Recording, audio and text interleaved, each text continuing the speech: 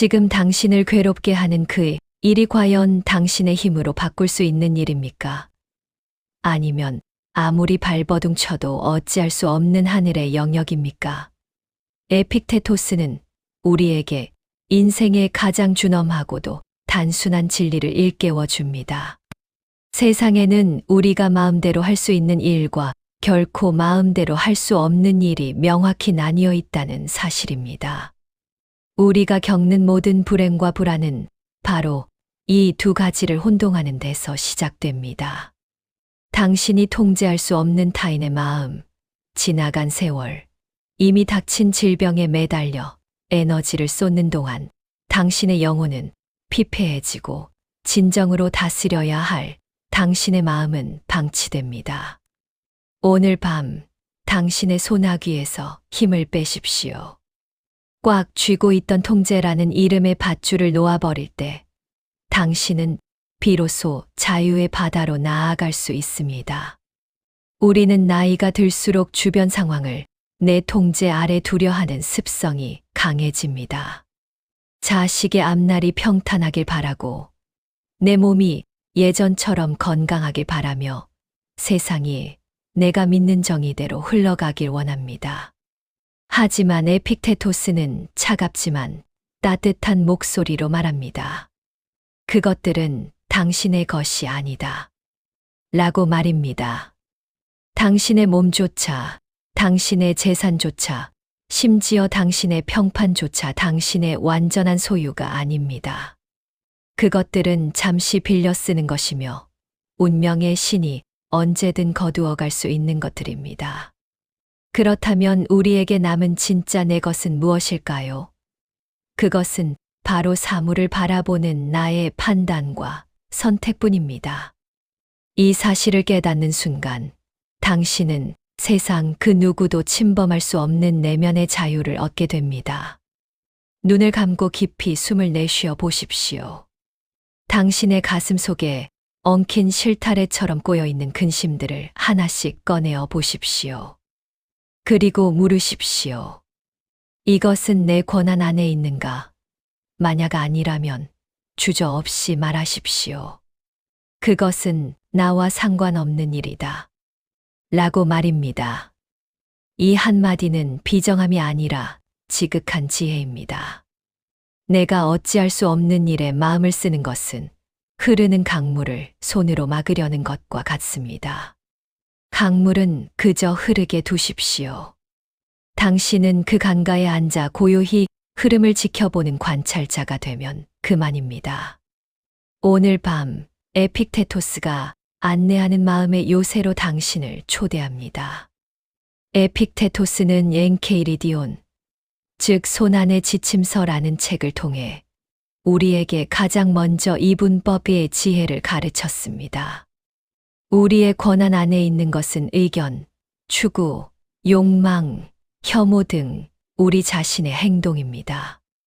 반면 우리의 권한 밖에 있는 것은 육체, 재산, 평판, 직위 등 우리 자신의 행동이 아닌 것들입니다. 시니어의 삶에서 이 구분은 생명줄과도 같습니다. 우리는 종종 자식의 성공을 나의 성적표로 여기고 노화로 인한 육체의 쇠락을 나의 실패로 받아들입니다. 하지만 에픽테토스의 눈으로 보면 이는 명백한 오류입니다. 자식의 인생은 자식의 권한이며 세월의 흐름은 자연의 권한입니다. 내가 어찌할 수 없는 것에 행복의 기준을 두는 순간 우리는 스스로를 노예의 삶으로 밀어넣는 셈입니다. 그는 노예로 태어나 평생을 절름발이로 살았습니다. 그의 주인이 고의로 그의 다리를 비틀어 부러뜨릴 때도 그는 평온하게 말했습니다. 그렇게 하면 다리가 부러질 것입니다. 그리고 실제로 다리가 부러지자 보십시오.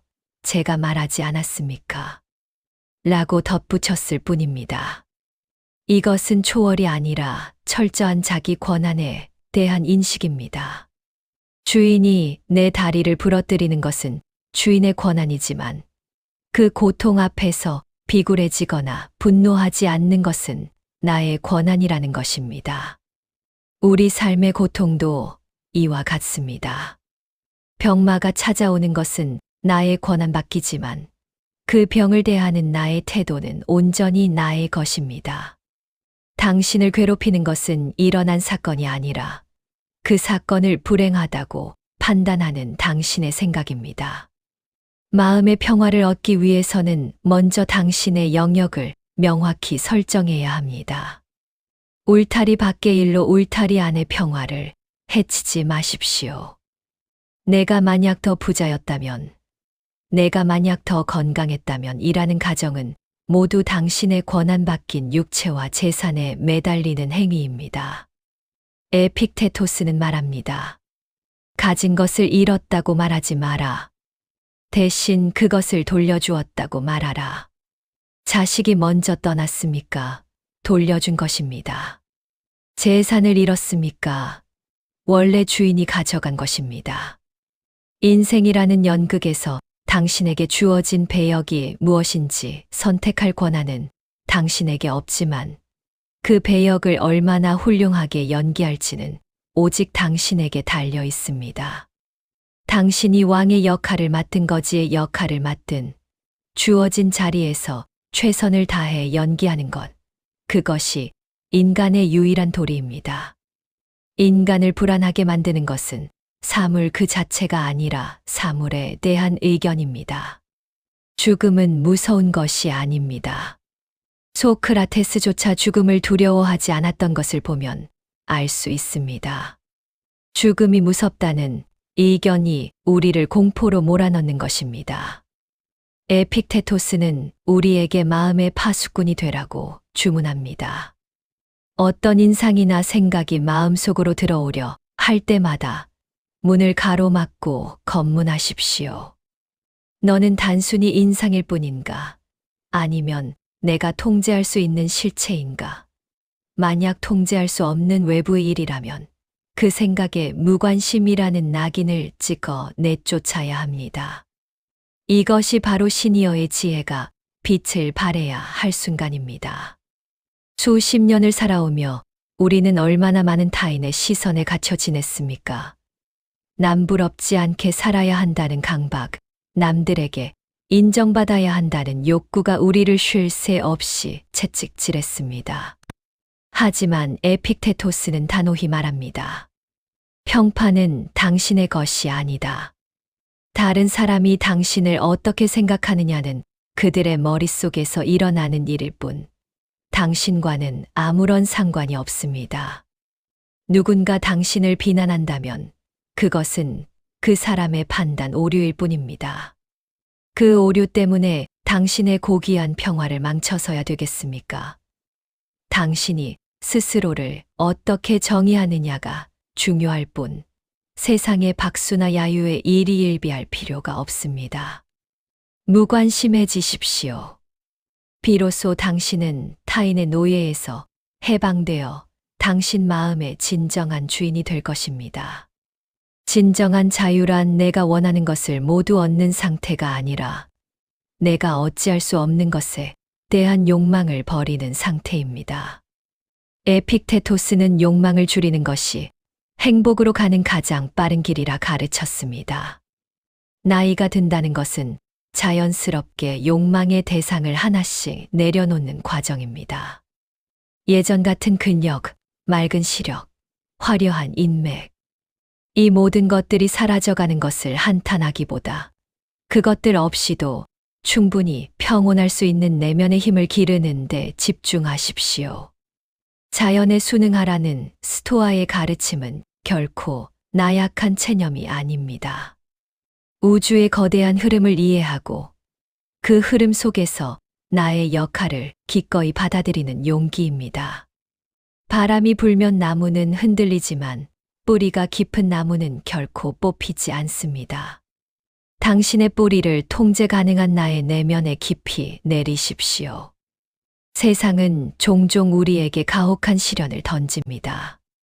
갑작스러운 경제적 상실이나 예기치 못한 사고는 우리를 절망의 구렁텅이로 몰아넣습니다. 이때 에픽테토스의 목소리를 기억하십시오. 당신에게 일어난 일은 중요하지 않다. 당신이 그 일에 어떻게 반응하느냐가 모든 것이다. 그는 감옥에 갇혀도 내 몸은 갇혀 있지만 나의 의지는 가둘 수 없다고 했습니다. 우리도 마찬가지입니다.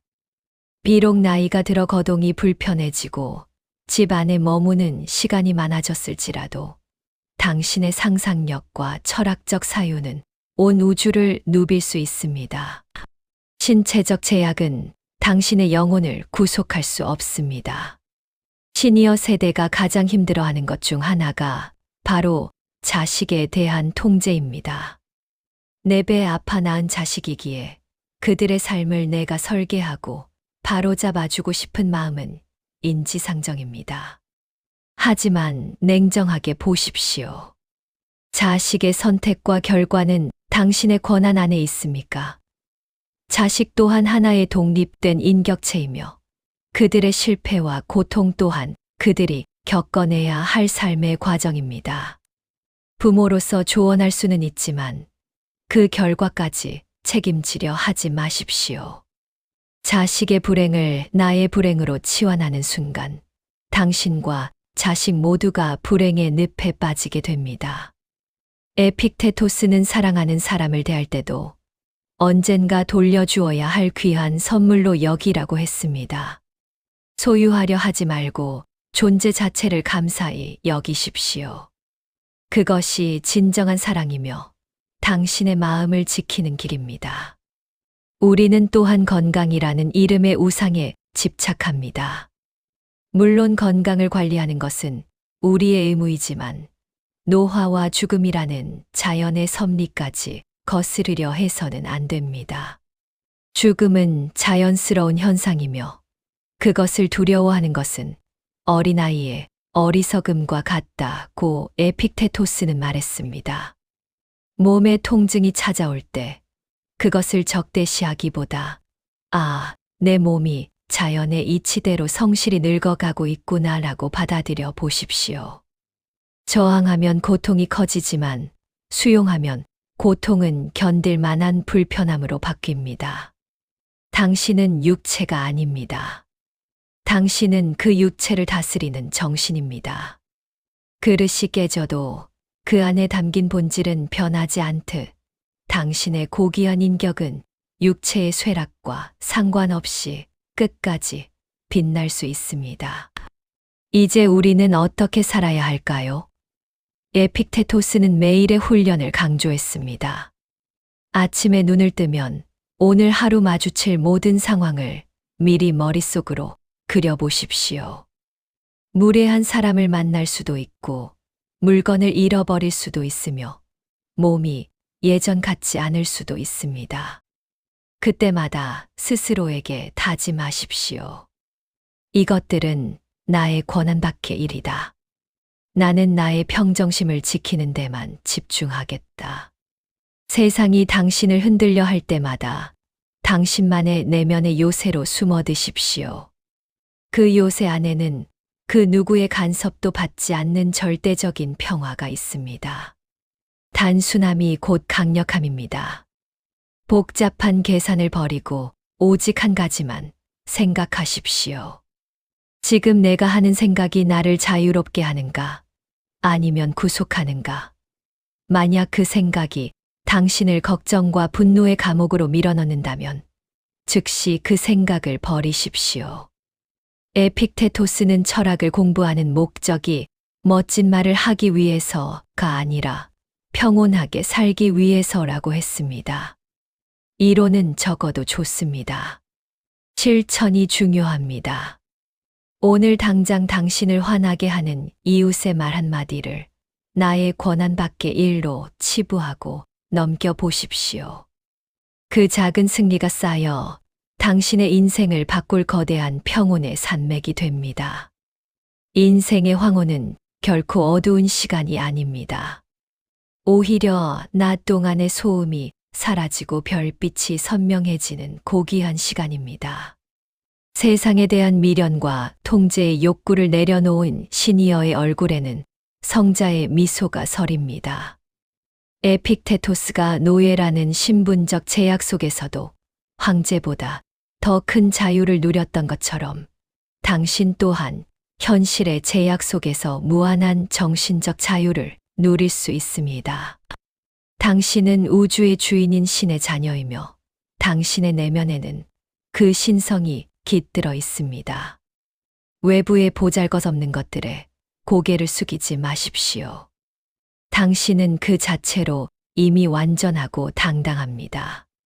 통제할 수 없는 것들을 향해 안녕을 고하고 오직 당신의 고결한 의지를 다스리는데 온 힘을 쏟으십시오. 그것이 당신이 누릴 수 있는 최고의 축복입니다. 깊어가는 밤, 이제 당신의 마음을 짓누르던 그 무거운 통제의 짐들을 방 바깥으로 밀어내십시오. 당신이 어찌할 수 없는 일들은 당신 없이도 세상의 이치대로 흘러갈 것입니다. 당신이 잠든 사이에도 지구는 돌고 계절은 바뀝니다. 당신이 모든 것을 책임지지 않아도 세상은 무너지지 않습니다. 그러니 이제 안심하고 눈을 감으십시오. 에픽테토스의 단단한 지혜가 당신의 침대 곁을 지키며 당신의 영혼을 다독여 줄 것입니다. 나에게 일어나는 일들을 내가 원하는 대로 일어나기를 바라지 말고 일어나는 일들이 일어나는 대로 일어나기를 바라라. 그러면 당신은 평온해질 것이다. 오늘 하루 보이지 않는 곳에서 묵묵히 삶의 무게를 견뎌낸 당신이 자랑스럽습니다. 당신의 인내와 수고는 헛되지 않았습니다. 이제 모든 긴장을 내려놓고 자연의 품으로 돌아가십시오. 당신은 내일 아침 한층 더 단순해진 마음과 가벼워진 영혼으로 깨어날 것입니다. 걱정은 당신의 몫이 아닙니다. 당신의 몫은 오직 평화입니다. 고요한 호수처럼 흔들리지 않는 바위처럼 당신의 밤이 안식과 침묵 속에서 깊어지기를 기원합니다. 평온하십시오. 당신은 이미 자유롭습니다. 그리고 사랑받기에 충분한 존재입니다. 오늘 밤 당신의 꿈속에 에픽테토스의 환한 미소가 함께하기를 바랍니다. 수고하셨습니다. 이제 편히 쉬십시오.